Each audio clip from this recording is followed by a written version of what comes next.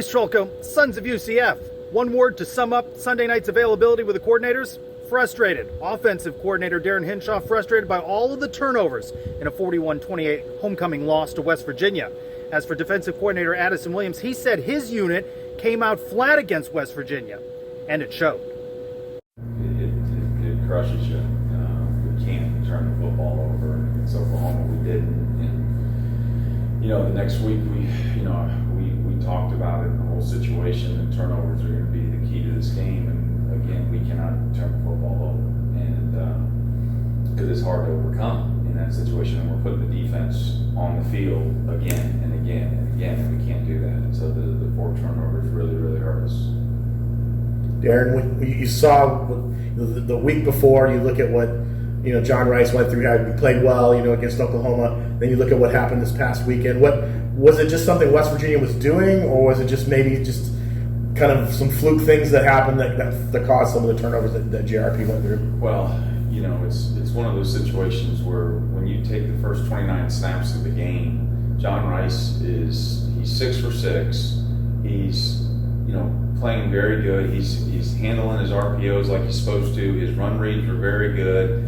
They did not stop us. We had a turnover that was thrown very well on the sideline to Javon, and it flips up, kicks his leg, and it gets intercepted, which is not John Rice's fault. And then right before halftime, we call with 2 minutes to go before half, and we talk about the middle 8 and winning the middle 8. And again, we took a shot down the field. We had a protection issue that the 3 technique ended up spiking down inside and coming up the field, and we did not handle it well with the offensive line. And when he's in his face like that, he's got to take care of the football, and he can't. And there's no excuse of getting hit and the ball's up in the air. You got to go scramble and go find a check down, throw the ball away. You got to do things like that. You can't just focus on the back end of the coverage, because Kobe was coming open, and he was thinking to himself, "I'm going to throw a touchdown here." But if it's not our time because of protection, you got to go scramble. So again, disappointed in that, and again serving the ball up there. And then in the beginning of the third quarter, when we're driving, again, everybody's a part of turnovers too. It's not just on everybody just sees what happens, but again, the wide receiver got stuck in a situation where he's got to clear the corner. We've got a situation where the over route's coming, and he sees the over route coming wide open, but you got to see what's happening on the backside of routes. You can't just focus on one thing. And the corner was right there and made the interception. He can't do that. He's got to check the ball down. And then those 2 were the ones that hurt. But even after that one, we were down by 3. We got the ball and we're driving. And again, we went 1st and 10, 2nd and 5, 1st and 10, 2nd and 5, and I call it play action. And again, we have a protection issue that he gets hit from his backside, and that was the one that was brutal, because it put the defense in the low red, and you can't do that. And that's again the similar play that we just ran that we got 18 yards on. So. Everybody's involved with protecting, quarterback making great decisions, receivers running the right routes, and doing what they're supposed to do. Kind of to that point, we know these guys are all competitors. They want to win really bad. They want to end this streak. How do you keep them from maybe pressing and trying to do too much and stay focused on doing the simple things you guys do? It's exactly what you just said. You don't press. Just again, do your job. Do it at the very best, and again, be the best version of ourselves. We don't have to do anything extraordinary. We don't have to press.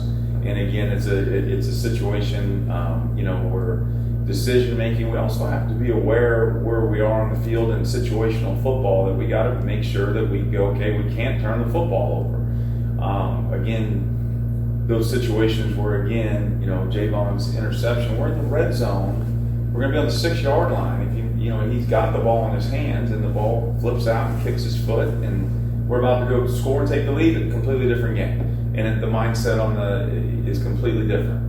But we got to get through the fact that when bad things happen, again, we got to overcome them, and we got to go find a way to go win at the end of football games when it counts.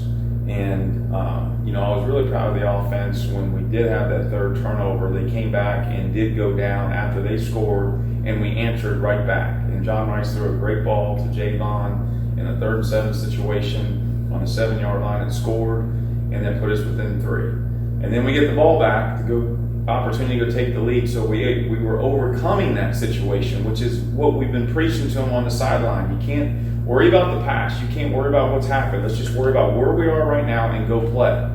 And like in that situation in the game, we did not have a punt at that point. So the only people that stopped us was us. And again, the mentality of, we've got a good game plan. Let's go execute and again, take care of the football. You rattled off a bunch of things there, and you talked about the turnovers. What is most frustrating about this in terms of the decision-making of a senior quarterback? What more do you need him to do? Well, his decision-making has been good. It's the situation that you can't put him in every situation possible, like the corner coming off and simulate that exactly in practice in the corner sitting there. But the bottom line is, at the end of the day, he's got to visualize and see if that does happen. He can't throw that ball there, and allow the defense to touch the ball. And we got to take care of the football. The defense cannot touch the football when we're throwing it. Bottom line. Sometimes does it feel like the offense maybe feels it all has to fall on their shoulders, that they have to outscore the opponent? I mean, we've seen the defense struggling getting off the field. Does it feel like they have to play perfect? Does that go with it? It has nothing to do with the defense. It has to do with, again, our mentality that when we go out there, that we go execute and do our job every single snap. And again, everybody has a job to do, and it's all 11 doing it at the same time. And there's a bunch of times where all 11 did do the right things. And there's times where it's just one guy. That one guy makes a mistake, and it can cost us. And it's got to be all 11 doing the same thing, their job all the time. And knowing their responsibility on what they got to, in the details of that responsibility. And then we show them tons of looks and tons of situations, but we can't show them every look. We can't. It's impossible. And their coaches scheme us up and do different things based on what we do. And again, they've got to be able to react in those situations and be able to handle it. Darren, obviously, players go through losing streaks and they get kind of down on themselves. Obviously, that's part of the game. But how do you guys as coaches keep them from letting this fall apart? This is 5-game losing streak. How do you try to avoid them kind of maybe either, you talked about doing too much, and how do you avoid that all kind of unraveling over the next couple of weeks? Well, the bottom line is, again, you got to put it behind you, and we've got to go move forward one snap at a time. And again, put drives together. Don't worry about the scoreboard. Just worry about doing your job one snap at a time. That's all you got to worry about. We don't have to do anything extraordinary or do anything or press or do anything like that. We just have to do our job. I know we probably made a bigger deal out of joining the new conference and what that all means than maybe you have. But is there institutional knowledge to having played Cincinnati, having played against their coaching staff? Does that help at all in the preparation, knowing every team's different every year, but knowing this is the basics of who they are, and we've seen that, and a lot of our players have seen that too? I mean, you see it in college football all the time, where again, you got to bring your A game every week. You got to bring your A game every week. It doesn't matter who you play. And yes, we've got games that we played against Cincinnati, and there's no doubt about that they played in their stadium before. It's different than some of the Big 12 teams we played, where it's the first time playing them. But the bottom line is we got to bring our A game, and we got to get ready to go execute. You had success running the ball, especially first half. Would you have liked to do more running in the second half? Yeah, and there's no doubt that we can run the ball more and need to. And they were doing a good job of doing some things that opened up some pass game and some situations and that we thought would be good. And the first play in the second half, we had 17 yards on a pass play to get us started. And the bottom line is we can always run the ball more. I love running the football, and we need to run the football. During the preseason, you were impressed with freshman Dylan Risk. What's his, kind of how's he been looking, in practice? He looked, when John Rice went down, he obviously got more reps in practice, and again, he got better and better and better and better. And I'm very excited about where he's going to be and who he is as a player, who he is as a person, his coachability, and how much he works, and he's in a situation right now where the third guy doesn't get as many reps. That's just how it is, and you don't have enough reps to give him. But he's going to be very, very good. Xavier Townsend wasn't available this weekend. Is there an update on his status and what you guys hope to have him back for Cincinnati? I mean, we're hoping to have him back. He was really working himself in a position to play last week. So again, we'll do it day by day to see how he is and to see what he can do as far as practice goes. But yeah, we'd love for him to play on Saturday. We know how good RJ can be, but the statistics are starting to catch up with 100 yards rushing yesterday, and I think the last 3 games he's had at least 100 yards rushing. How has he grown, and what does that add going when you have a guy that can at least get the yards with you? Yeah, I mean, he's a complete back, like I told you guys before the season started. He worked himself into that position, and you can see he's doing it again every game. And like he averaged 7.1 yards a carry this last game, and we got to continue to feed him the rock. And I'm extremely proud of him and how hard he works. And he doesn't say much. You can't get the guy to speak, but the bottom line is he is dialed in and he cares and he wants to win. And there's no doubt that it's exciting handing him the rock. Baker and Whittemore got into the game plan a little bit more, talk about their performances.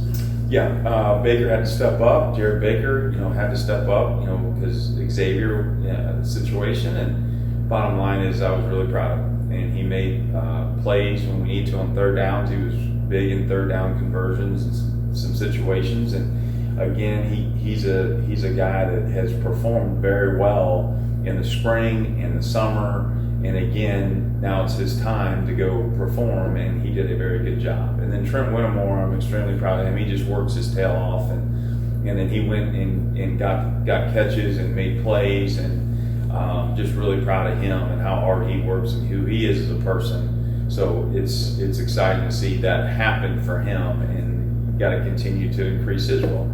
Cincinnati's defense, they just had a tough game at Oklahoma State, but what kind of stands out about what they do defensively? They're a very good defense. They're very sound, and they play very, very hard. And again, this is our day where we start detailing them. But they're a very, very good defense. And that Oklahoma State game, it was a very close game at halftime, and situation where they were doing very, very well on defense. So we got our hands full. Cincinnati's going to be very good on defense when we go see them on Saturday. Darin, as a former quarterback, you have to have kind of a short memory when it comes to having a bad game. What has JRP been able to do that has impressed you, maybe kind of putting these kind of, obviously he wants to improve, but kind of putting that bad game out of his head and move forward? Yeah, the bottom line is we got to take care of the football, and we can't let the defense touch it. And there was a lot of big throws that he made, and we've got to continue to, those big throws that he did make, we got to continue to do those, continue to be good on third down. Again, we were 9-12 on third down, and we can't let the defense touch the ball at all. Big thing is just we came out a lot flatter than what we did against Oklahoma. I think I mentioned last week, it's easy to get up and play a team like Oklahoma, and we just didn't have that same juice. And obviously, that starts we were getting the guys prepared throughout the week, but we did not have that same juice, and it was just kind of a weird game because once we finally did kind of find our footing on defense, then offensively something bad would happen, and then once the offense found their footing, we couldn't stop them on defense, so we could never just get it to where we were clicking on both sides of the ball and allowing that momentum to propel us through the course of the ball game. You got Addison. You guys have worked on trying to stop the run. You did a good job against Oklahoma. You guys talked about that. What was West Virginia being able to do that kind of maybe set you guys back on the run defense? They did a lot of shifting in motion, and Oklahoma did some of it, but they would get in empty formation and come back in. They would trade guys, they would motion guys, so they did a lot to confuse you at some point, and it's just something that we got to continue working it. I thought from a tackling standpoint, it was still improving, but just from a formation adjust and getting the line, and then obviously fitting the different runs that we're getting, that's something that we need to continue to work on.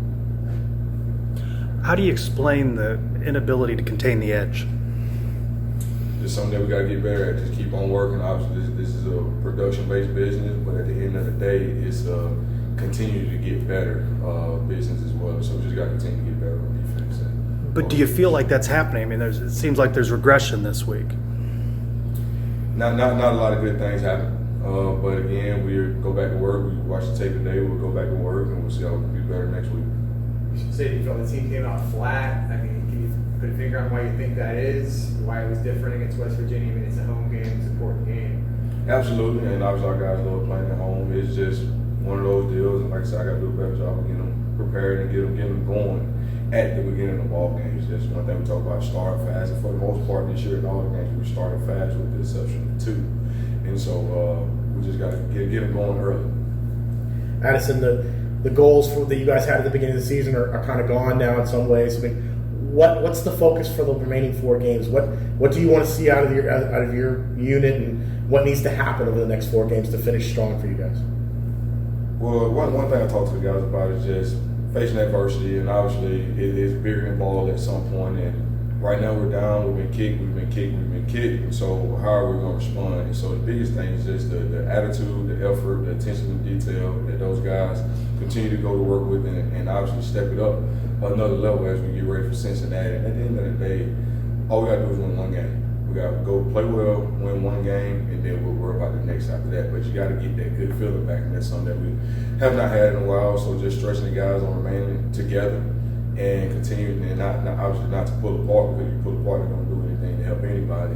But the guys obviously are hurt, but they're in a good spot today, and we'll continue to get a plan together for Cincinnati and be ready to go execute on Saturday. We talked a lot about the difference being the Big 12 and how kind of unfamiliar it is, even to kind of having institutional knowledge of the teams. How does preparation for Cincinnati this week change? Obviously, every team is different every year, but how does it change? Knowing that hey, we've been in Nippert Stadium before, we've faced this team and know kind of what it's about. Yeah, I think it is. I don't want to say a comfort level, but they've been there before, so it's not anything new to them. And the coaching staff that's there, they were at Louisville, so we played them the last 2 years. There's a lot of similarities to what they did at Louisville. And then you also got, when we played Louisville, the outside zone stretch was something that was a little different for us. But being in the Big 12, everybody kind of running the stretch deal, so it's something that we'll be prepared for. Throughout the season, Coach Malzahn has talked about alignment issues. How much of that was a challenge in this game on your side of the ball? Anytime guys are shifting in motion, it can create issues. That's why they do it, to get guys in the wrong gap, get them a line too wide, a line too tight. And again, that's something that we're doing as a defense, just continue to simplify things and help guys get lined up so they can go make plays. You expect that to be better at this point in the season, though? Yes, sir. And over the course of the bye week, we did change some things. So it was some tweaks from what it was early in the season, and we'll continue to hone in on it, and we'll be better from it. Damari Henderson seems to have come on the last couple of games. So last year he was kind of banged up a little bit. What have you seen from Damari and his growth? Really excited for Damari and what he's been able to put on film. He's definitely been one of the bright spots that we've had back there in the secondary and on defense as a whole. So he'll continue to play a lot more and continue to make plays for us. He's a really good player. Addison, as the season starts to wind down, do you look at maybe getting some younger guys more playing time? I know you've always talked about the guys who do well in practice get the opportunity to play, but do you maybe at some point start looking at let's get more guys some playing time just to see what they're able to do before going to the next season? It's always an evaluation process, but at the end of the day, you play to win the game, and so we're going to put the guys out there in those particular moments that give us the best chance to win the football game. Because at the end of the day, yes, it hasn't been the season that we expected, none of us, myself included. But at this point, it's about beating Cincinnati, and then we'll go from there, because you still got opportunity out there too if you win enough games to make a bowl. But obviously, it starts with winning the Cincinnati game and getting that good feeling back. You talk about getting that good feeling back and playing just the game in front of you. How do you keep guys from pressing and trying to do too much, just kind of having them focus on maybe the basics and the simple things that you guys need to do? That's definitely a challenge, and something that we just continue to talk to the guys about, because when you are in a situation like this, guys can tend to try to do too much and end up out of position and really hurting the situation more than they're helping the situation. But it's just something that we continue to put in front of them, and just again back to the basics. And as we go through the week of practice, trying to prepare them as best we can for what they'll see on Saturday. This was a 24-21 West Virginia lead going into the fourth quarter. Another game in which the team has struggled in the fourth quarter. How do you explain that? Just haven't been able to finish for whatever the reason. I'm continuously trying to put my thumb on it, and it's been several games where in the fourth quarter we just have not been able to finish. But us as a staff will continue working through some of the different things, whether it's calls, whether it's doing extra things after practice, whatever it may be. But it has been an Achilles heel for us, and so we'll continue working that. How much is depth a factor in that? It's a part of it. It's definitely a part of it. With like I said, playing against bigger guys, we get wore down towards the end of games at times, and some of that again I always go back to when we get wore down at the end of games. What did we do early in the games, or what did I do early in the games to help us get off the field and minimize some of the snaps that we played? I know during the bye week, you guys did some stuff you typically would do in the preseason, tackling, ones versus ones, and I know you guys said you thought that helped. Is that something you can do week to week? Is that something you look at doing going into Cincinnati? Or? We could, and it'll obviously be up to Coach Miles on what he wants to do, because all the guys around the country at this point in the season, a lot of guys are banged up, so it's more minimal trying to make sure you get them Saturdays, but we'll do enough of what we need to get done to put the best possible product on the field on Saturday. Addison, you guys, Cincinnati, you obviously have familiarity with. When you look at them and you don't have a rival like USF now on your schedule, is that the closest thing maybe to a rivalry? And is that something you can maybe use to spark a little bit some of the guys' performance going out there this weekend? At this moment, for sure, and we got a lot of guys that have played against those guys over the last few years, and Coach Malzahn actually mentioned it to the team during our team meeting that we had at 3:25 today, so the guys are fired up about it. Emory Jones, you guys faced him when he was at Florida a couple years ago. Now he's quarterback in Cincinnati. Just what stands out about Cincinnati offense and I guess Emory Jones at quarterback? Biggest thing, he's a dual threat guy. They do a great job of running the football. There's going to be a lot of eye candy with that. There's going to be some 11 personnel, be some 12 personnel. Like I said, you got to always account for the quarterback running the football when you're going against Emory Jones. I know in the passing game, he's had some really good games. He has some really bad games. But what you see from him is that he has the ability. So you have to be ready to, number one, stop the run, but understand that he's a good passer as well. Earlier you said the season hasn't lived up to the expectations that you had. What do you think is the biggest reason that has happened to this point? Something that we're trying to figure out every single day, to be honest with you, and not to dwell on it at this point, because what's done is done. We can't control what has happened in the past, but all we can do is continue to put one foot after the next and be better for it, be better today than we were yesterday. How's recruiting going? I know a lot of guys have been at these home games. A lot of guys were here yesterday. It's top 25 class right now. I know you can't talk about specific names, but just how is that going as you guys talk about the future, or just kind of those guys playing big roles here at UCF for years to come? It's been going well with those guys, and obviously a lot of times they talk about how they can come in and help and how they feel like they can be an asset to the situation. And I think that's the biggest thing. When things not going right, it's easy to jump ship, but at the same time, we have something special going on here. This will not last for long, and those guys feel that. Addison, have you ever been, as a coach, assistant coach, player, whatever, have you ever been in a long losing streak? And if so, what do you remember about it? What did you try to find ways to kind of get out of it? Yeah, so it was my freshman year in college at South Carolina. Steve Spur's head coach. We were 6-1 and number 16 in the country. Just had beat North Carolina big rivalry game. Came back the next week, played Vandy at noon at homecoming, lost to them. And then we ended up losing the next 4 or 5 games. Well, I guess the next 4 after that. So lost 5 in a row. So this is the second time that has happened to me. What's your message to fans who saw the effort put forth in a hostile environment at Oklahoma, and then to see, as you said at the outset, maybe a flatter performance here? What's the hope that you leave fans with over the last quarter of the season or third of the season? Biggest thing, we respect all the fans, we respect all the alum, and we definitely want to put the best possible product on the field for them. We have not done that, but our guys, they're working their tails off. Our coaching staff is working our tails off, and we're going to look to put a better product on the field that'll make everyone proud on Saturday. Maybe this is the week the Knights put it together on both sides of the ball. One thing is for certain, UCF travels to Cincinnati. Neither has won a Big 12 game. For one of them, that's going to change. For the Sons of UCF, I'm Trace Trylko.